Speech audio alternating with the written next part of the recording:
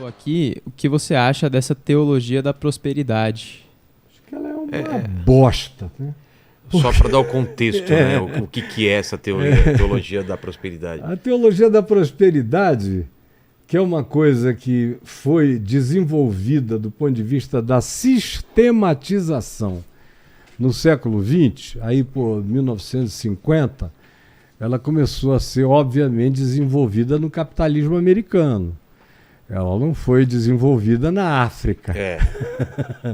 A América Latina produziu a teologia da libertação na mesma época, em que os Estados Unidos produziam a teologia da prosperidade. Que era o quê? Era um apaziguamento para que o crente manifestasse toda a sua luxúria, toda a sua ganância, toda a sua avidez. Em vida terrena. Não espere a e matasse a transcendência eterna. Porque a transcendência eterna tira do indivíduo aquela avidez de ficar rico a qualquer preço, de atropelar de qualquer modo, faz o cara ter pensamentos éticos, não vale tudo.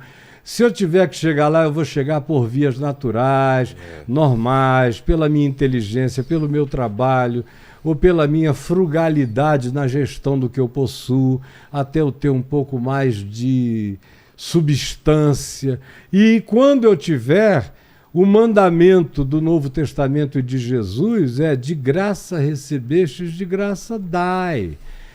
Quando você é enriquecido, Paulo diz, é para que você seja rico de generosidade para com os que padecem, para com os que passam fome, para os que não conseguem romper a bolha do gueto no qual nasceram. Porque não é uma invenção contemporânea, os guetos de natureza econômico, financeira e social. Eles sempre estiveram presentes, como Jesus disse. Os pobres sempre o tendes convosco. A mim nem sempre me tendes. Ele estava dizendo isso? Quando é que ele disse? Quando uma mulher veio e derramou um produto que era caríssimo naqueles dias, de um perfume extraordinário num vaso de alabastro, caríssimo. Ninguém entende, né? Derramou sobre ele, aquele cheiro encheu a casa. Aí eles disseram, por que ela não vendeu esse dinheiro para dar aos pobres? Que era uma hipocrisia também. E Judas foi um dos caras que levantou essa questão. E aí o João diz, porque ele gostava de ver o dinheiro entrar na cesta, porque ele mesmo metia a mão lá e tirava para si. Então, Jesus disse, ela está me ungindo para a minha morte, que está chegando, para o meu embalsamamento. Vocês vão poder fazer o que vocês quiserem pelos pobres todo dia, a vida inteira e para sempre. Mas eu não vou estar aqui todo dia com vocês. Não a molestai, deixai-a. Porque ela fez o que ela podia, ela fez o que pôde. Fez o melhor. Ela trouxe a totalidade da devoção dela nessa expressão que ela realizou aqui. Então não a molestem, por favor. Então a teologia da prosperidade é uma construção mentirosa que só trabalha com categorias sem Jesus. Jesus não está presente na teologia da prosperidade. Claro que não. Eles trabalham com base então Deus enriqueceu a Abraão. Mas a riqueza de Abraão era uma merreca, eram algumas ovelhas e gados e não sei o quê.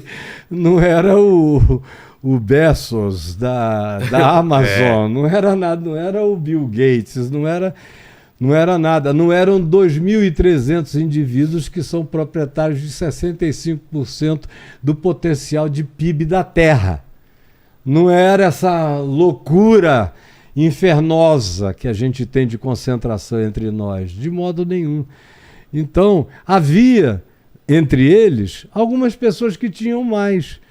E aí o ensino do Evangelho é esse: se você tem mais, é para que você seja mais generoso com quem tem menos. Claro. De tal modo que quem tem mais não tenha demais. E quem tem menos não tenha de menos.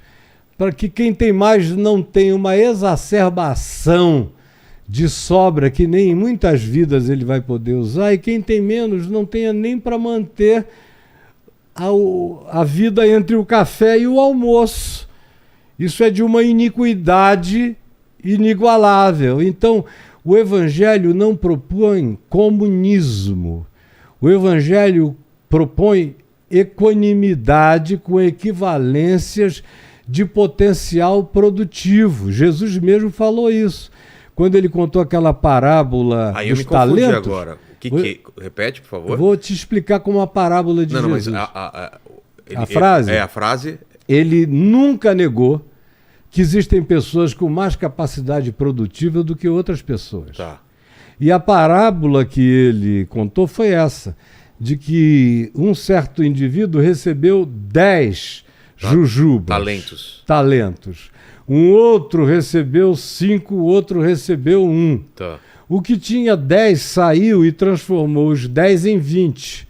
Quem tinha 5 saiu, trabalhou e transformou em 10. E o cara que tinha 1 resolveu cavar um buraco e enterrar. É. Então, e lá antes dele dizer isso, ele disse: cada um recebeu talentos conforme a sua capacidade de desenvolvimento. Então, o Evangelho afirma capacidades diferentes de desenvolvimento. E qualquer outro critério científico também, por qualquer lógica científica, também trabalha com critérios de desenvolvimento. Tem gente que aprende mais rápido, tem gente que tem melhor memória, tem gente que trabalha com números melhor, tem gente que tem senso estratégico mais definido, tem gente que calcula melhor, tem gente que tem visão e perspectiva do que se está afigurando como sendo potencial novo de negócio. Então, o Evangelho não é comunista. O Evangelho é comunitário na perspectiva de ensinar, e aí não é moral e nem é legislativo nesse sentido, é ético. Ou seja, o Evangelho trabalha o tempo todo com a consciência ética, porque o Evangelho é uma boa nova, não uma imposição. Então, o que ele ensina é você a crer, a pensar, a entender e a discernir, para que você seja um ser e não um androide, um robô de repetições programadas. Exato. Então, o que ele ensina é: você entendeu? Compreendeu o Evangelho? Como você há pouco disse, é um pessoal que não entendeu nada.